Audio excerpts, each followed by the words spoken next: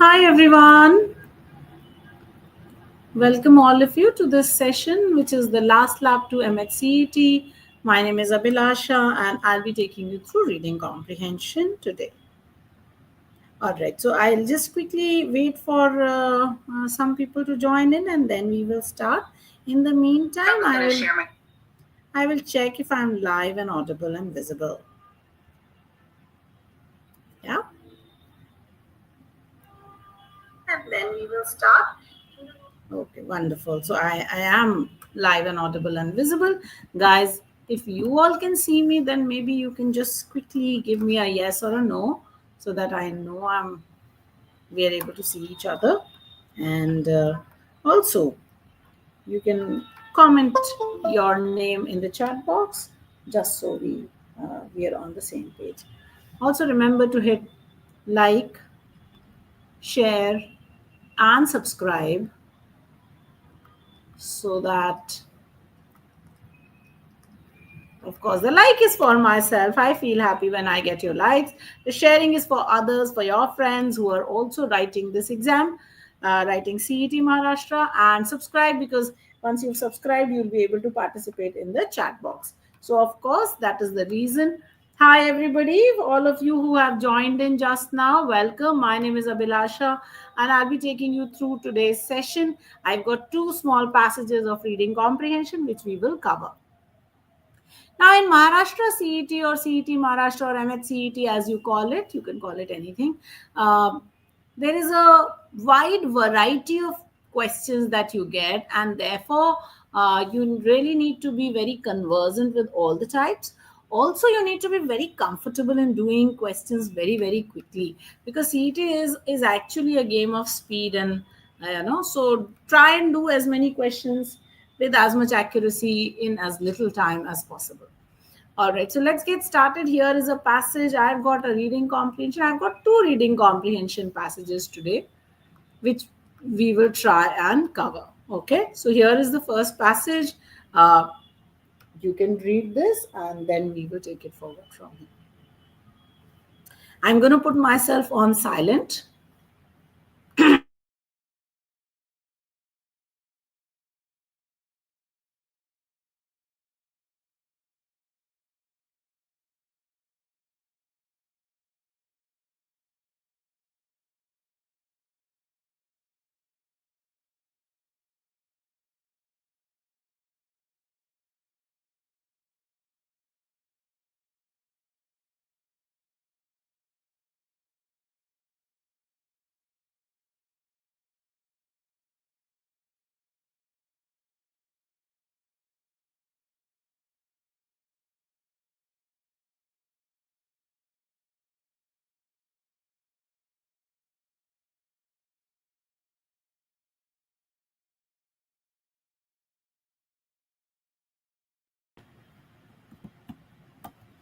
All right. So look at this passage. It says, after decades of declining numbers, bankruptcy, and privatization, Israel's kibbutz movement is undergoing a remarkable revival.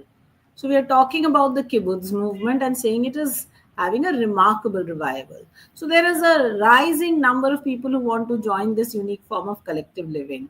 1,43,000 people is the highest in its 102-year history. There's been a growth of 20% between 2005 and 2010.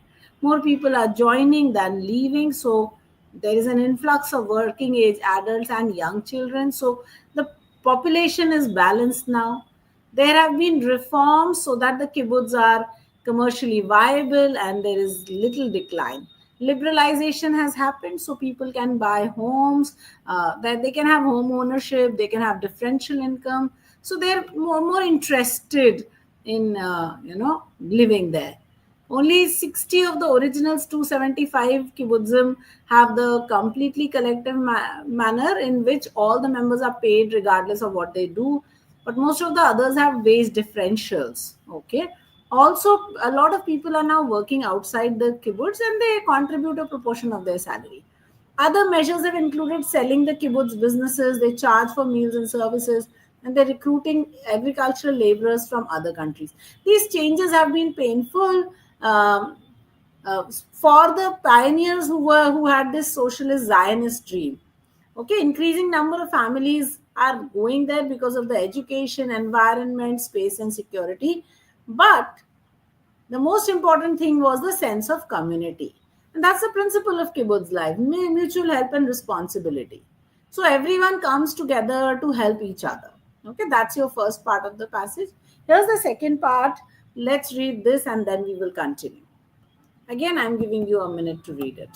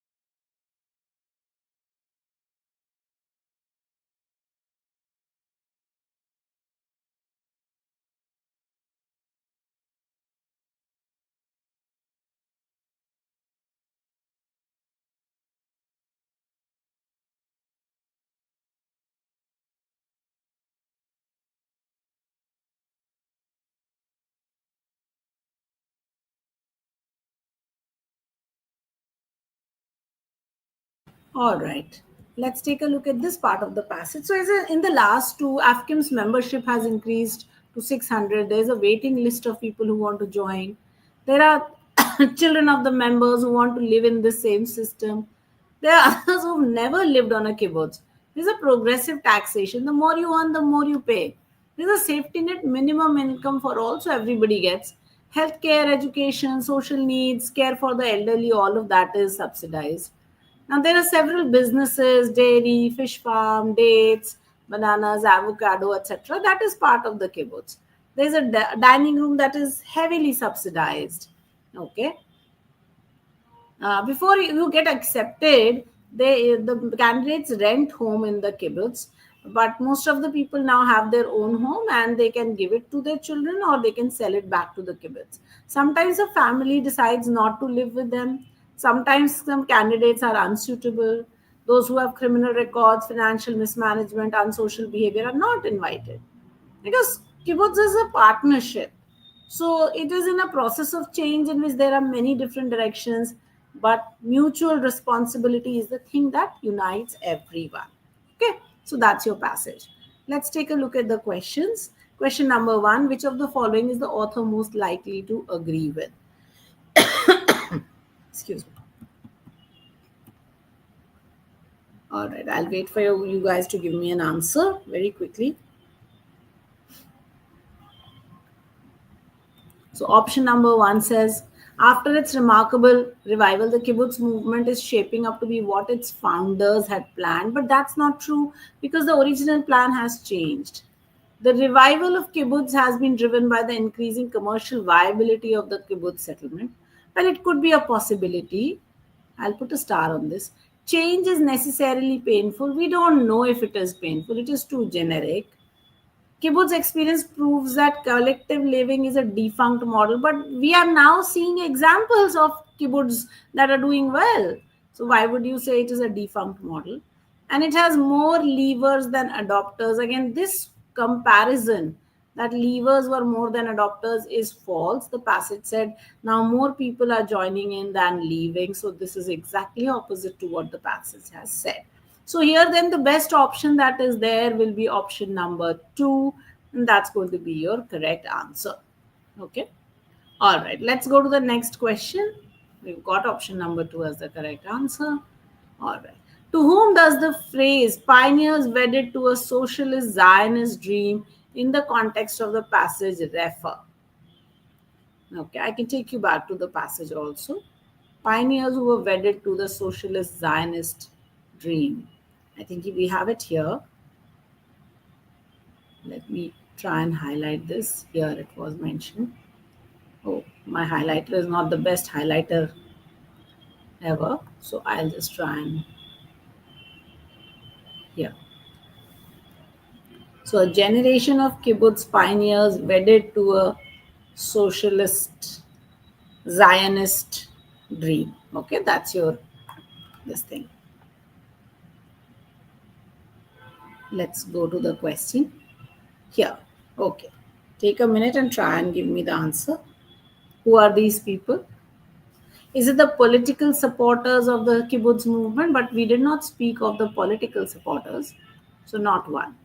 Initial members dedicated to the founding principle of the kibbutz movement. Yes, this could be an answer because you said pioneers, so initial members. Members of the generation born and brought up on the kibbutz settlement. Yeah, but were they really pioneers who were wedded to this dream? No. The generation of latest entrants, but they are not pioneers, right? So not four. People who left again would not be pioneers. So therefore not five also. So the best option therefore would be option number 2 for us. Okay. All right. Let's look at question number 3. Which of the following can be inferred from the passage? Remember, the minute you see infer, imply, or suggest, you know that this answer is not going to be written there. So you have to understand this and get your answer from the passage.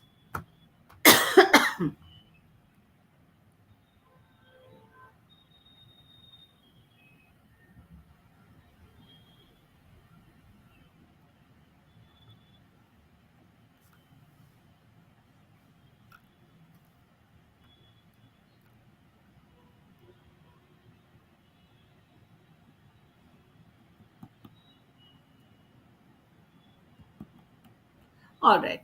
So most kibbutz have introduced wage differentials. Okay, yes. There is thus the possibility of earning a higher income within the kibbutz than outside. But we don't know if you can earn more, as compared to outside or inside. So one is not something that we know. Members have access to better quality education, healthcare, and social security. They have subsidized all of this, but is it better quality? We don't know.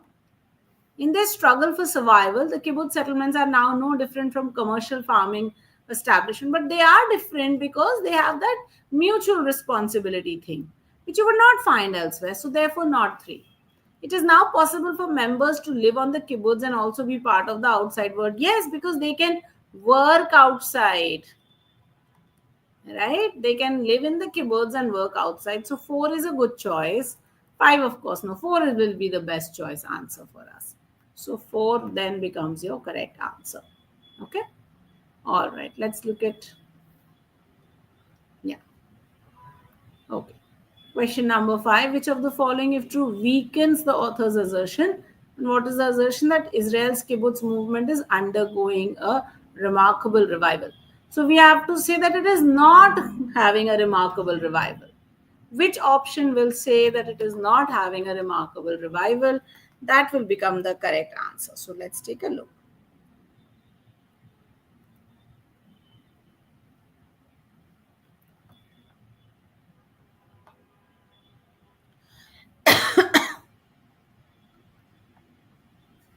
Find something that will prove this to be false. That there isn't a remarkable revival. Youngsters are taking to the kibbutz way of life as a sign of rebellion against the established norm. But that is actually incorrect because established norm is kibbutz. So this is incorrect. It is only the city elites who are opting for a kibbutz way of life as a sort of vacation activity. But if this is true, but this is actually not correct, okay? Look at see, the data collected is only for those kibbutz settlements that are doing well and does not consider those that have failed.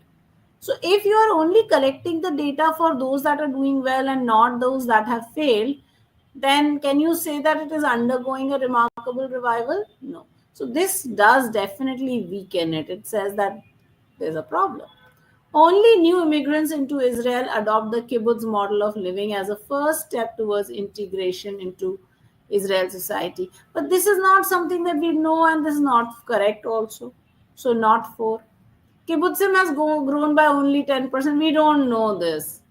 So the only one that really weakens the author's assertion will be option number 3. And therefore, that becomes your correct answer. Okay? All right. Okay. Here's the next one. Here's your passage. We'll read this one and then we'll take a look at the questions. Okay? I'm going to put myself on silent for 2 minutes.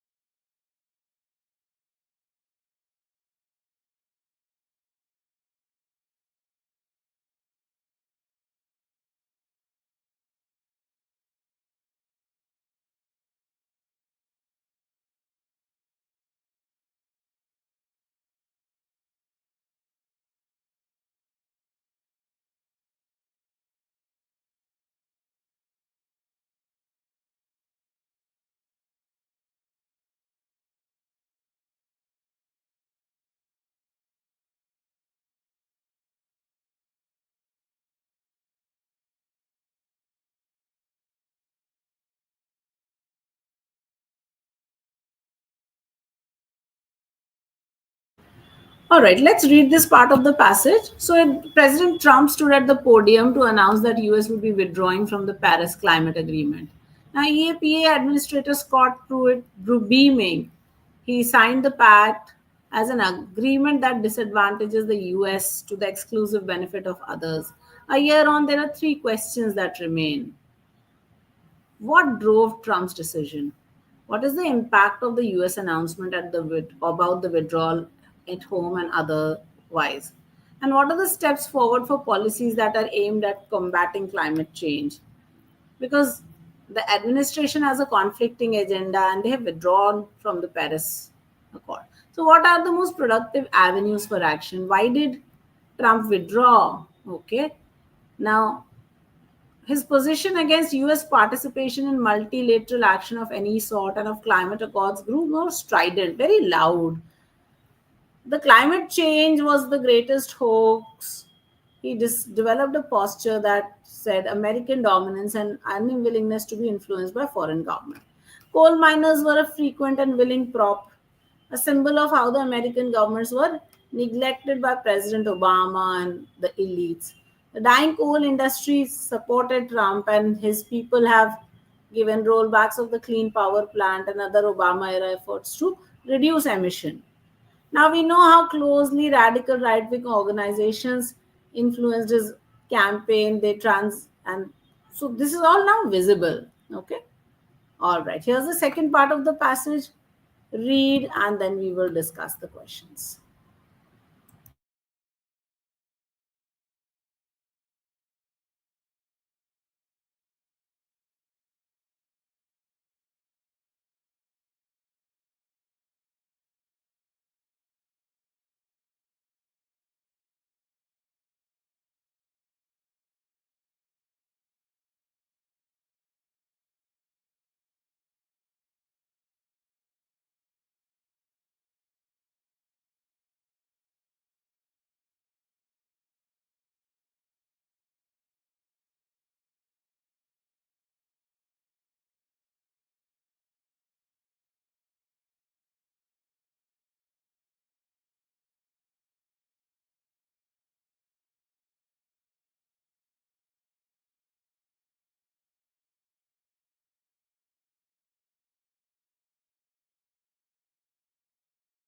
All right, let's read this one also.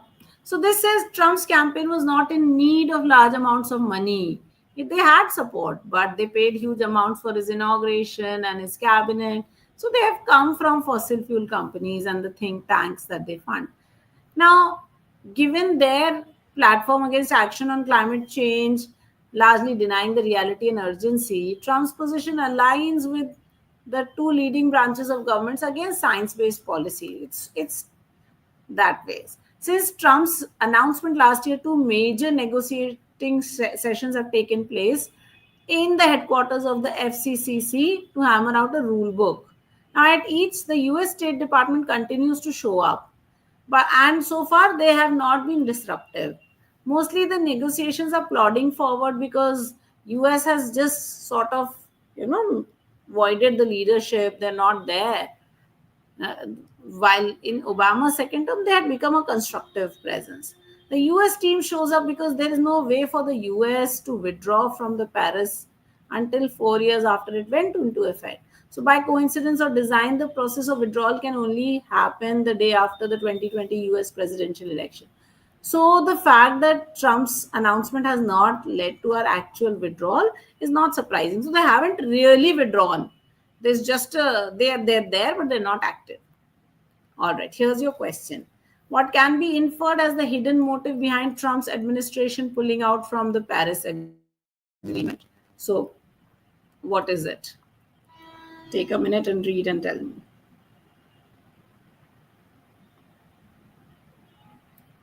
Is it to provide importance to the needs of the coal miners and revive the coal industry? But he's not doing that.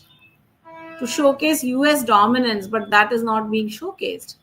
To challenge the global dominance of China, again, that is not happening.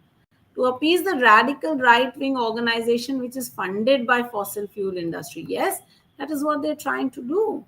To reject the validity of the concept, no. So they're essentially trying to appease the right-wing organizations that the fossil fuel industry is funding.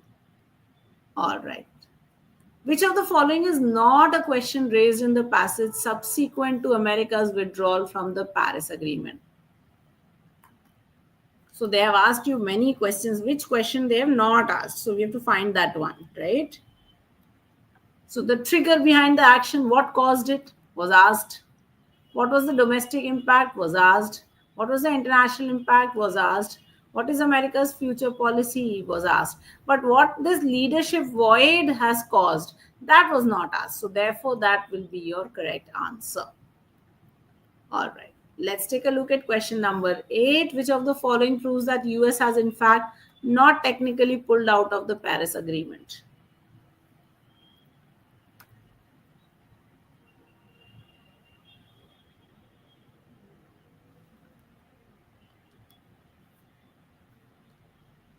So how do we know that they have not yet pulled out? Because of course they were not able to pull out.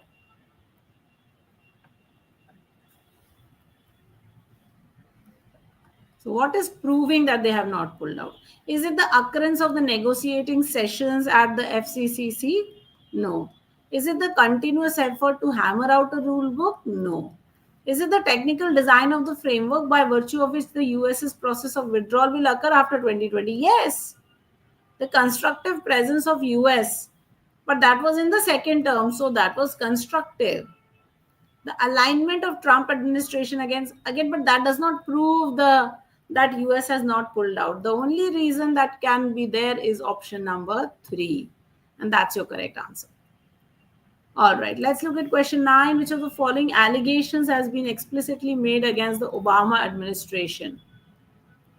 So, what was the allegation that was explicitly made in the passage against the Obama administration? Let's quickly go back to the passage for a minute. Here we are. Take a minute, read, and tell me what the correct answer will be.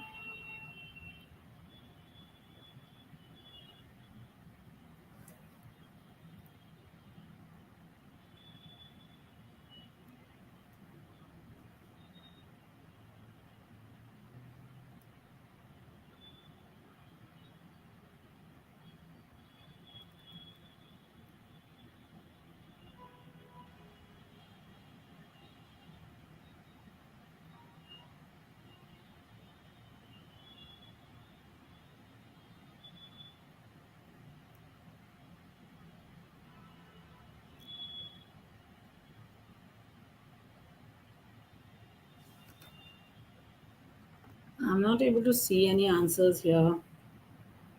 I'll take a look at here.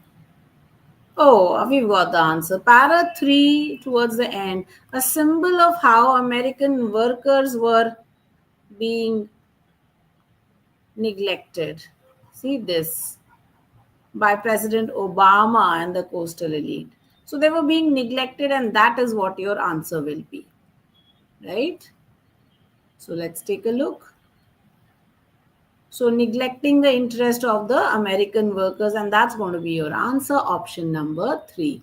Not Chinese action, not prioritization of foreign investors. Investors were not even mentioned. Destroying the oil and coal industry, that was also not. Succumbing to international pressure also was not mentioned. What was mentioned was that they were neglecting the American workers. All right, let's look at question 10. What is Trump's take on climate change?